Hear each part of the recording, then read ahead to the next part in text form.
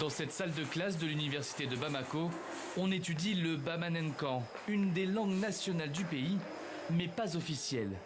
La seule langue qui a cet honneur, c'est le français. 60 ans après l'indépendance du Mali, les Maliens sont de plus en plus nombreux à vouloir du changement. C'est une langue qui est vraiment importante dans notre société car tous les Maliens, toute la population malienne a presque parle presque dans cette langue, quoi. Donc c'est très important d'apprendre le bamanankan.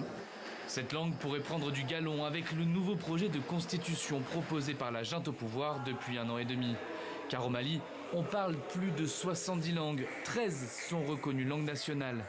L'avant-projet de constitution propose de rehausser leur rang, une idée qui plaît à ce professeur. Depuis la première constitution, on avait dit que dès lors que les langues seront outillées, instrumentées et instrumentalisées, donc le pays va s'en servir comme langue officielle. C'est programmé depuis longtemps, mais on n'est pas venu précipitamment à cela.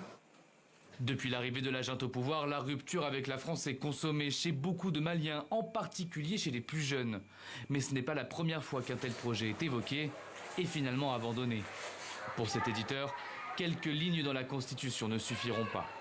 Certains processus-là ne se définissent pas dans un décret, ne s'énoncent pas à coup d'humeur.